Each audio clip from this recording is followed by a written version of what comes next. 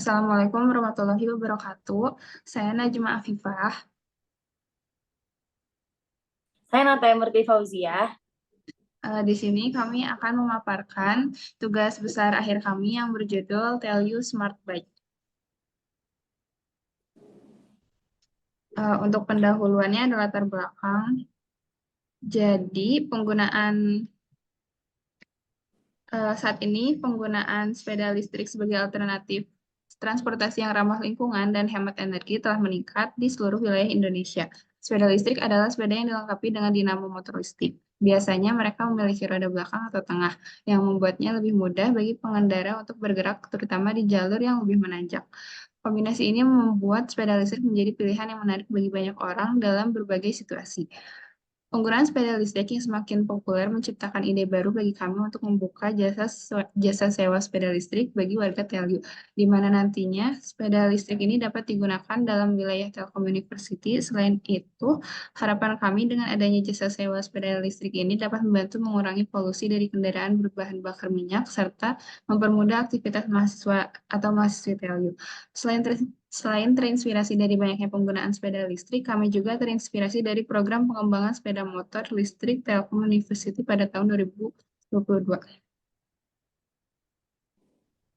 Untuk pembahasannya ada tiga subbab. Yang pertama ada ide produksi, yang kedua ada inovasi dan kreativitas, yang ketiga ada analisis SWOT.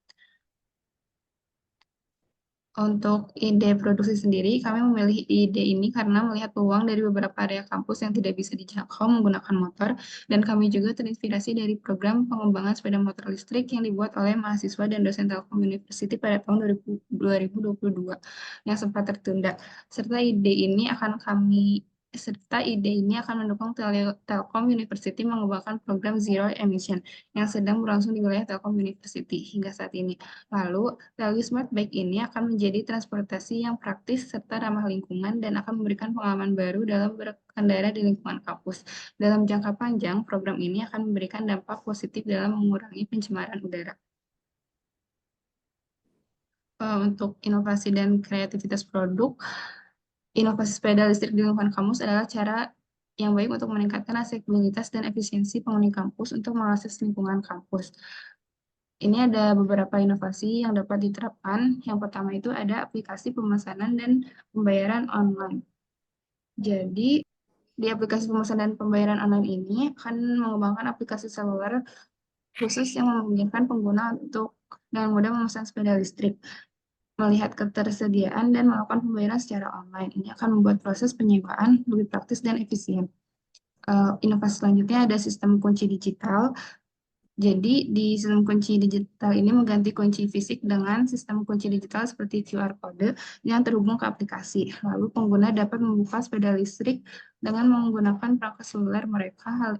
Jadi, hal ini akan membuat penyewaan lebih aman dan praktis. Untuk inovasi selanjutnya ada stasiun pengisian baterai otomatis. Jadi di inovasi ini memasang stasiun pengisian baterai otomatis di sejumlah lokasi di sekitar kampus, masuk di dekat tempat-tempat penyewaan sepeda listrik. Jadi hal ini mempermudah penggunaan untuk mengisi ulang baterai sepeda listrik mereka saat diperlukan. Inovasi selanjutnya ada sistem pelacakan dan manajemen sepeda. Untuk di inovasi ini, kami akan memasang sistem pelacakan GPS pada sepeda listrik dan di gate keluar masuk kampus untuk memantau lokasi, kondisi, dan pemakaian sepeda. Hal ini membantu dalam manajemen inventaris, pemeliharaan, dan keamanan sepeda. Inovasi selanjutnya ada penyewaan fleksibel. Jadi, di inovasi ini kami menawarkan opsi penyewaan fleksibel seperti penyewaan per hari, ataupun per minggu. Hal ini memungkinkan pengguna untuk memilih waktu sewa yang sesuai dengan kebutuhan mereka. Selanjutnya akan dibahas oleh Nataya. Oke, jadi selanjutnya itu ada sistem penilaian dan ulasan. Nah, maksudnya itu kami akan mengizinkan pengguna untuk memberikan penilaian dan ulasan tentang sepeda listrik yang mereka sewa. Ini dapat membantu pengguna lain dalam memilih sepeda yang sesuai serta memberikan umpan balik kepada penyedia tentang perbaikan yang mungkin diperlukan. Selanjutnya ada promosi transportasi berkelanjutan. Nah, ini maksudnya itu kami akan memberikan insentif kepada pengguna yang memilih transportasi berkelanjutan seperti diskon untuk mahasiswa yang ingin menyewa sepeda listrik atau program penghargaan bagi pengguna yang sering menggunakan layanan ini. Lalu ada integrasi dengan transportasi umum. Maksudnya itu, kami akan mengembangkan integrasi dengan sistem transportasi umum seperti tuk-tuk, sehingga pengguna dapat dengan mudah menggabungkan penggunaan sepeda listrik dengan moda transportasi lainnya. Selanjutnya ada edukasi dan kesadaran, yaitu melakukan edukasi di kampus untuk meningkatkan kesadaran tentang manfaat penggunaan sepeda listrik dan transportasi berkelanjutan secara umum. Dan yang terakhir ada penggunaan energi terbarukan. Maksudnya, itu jika memungkinkan, kami akan menggunakan sumber energi terbarukan seperti panel surya untuk mengisi ulang baterai sepeda listrik. Hal ini akan membuat program menjadi lebih berkelanjutan. Setelah itu ada analisis SWOT. Jadi motor listrik ini lebih ramah lingkungan karena motor listrik tidak menghasilkan emisi gas dan mendukung program Zero Emission Universitas Telkom. Serta motor listrik ini memiliki performa yang tinggi dan minim perawatan karena mekanikal motor listrik berbeda dengan kendaraan biasa. Jadi beberapa komponen tidak harus dirawat secara rutin. Kendaraan listrik juga memiliki mesin yang lebih halus dan tidak berisik.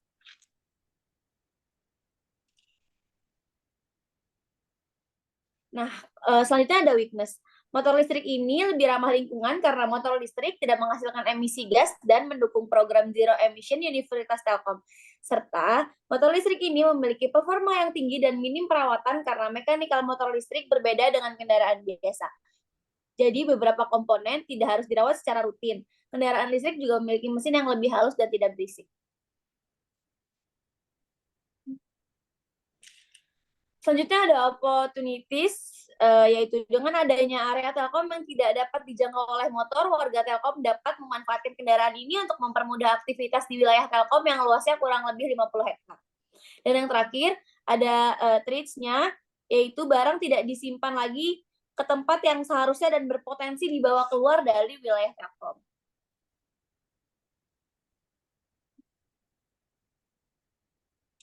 Sekian dari kami, kurang lebihnya mohon maaf. Wassalamualaikum warahmatullahi wabarakatuh.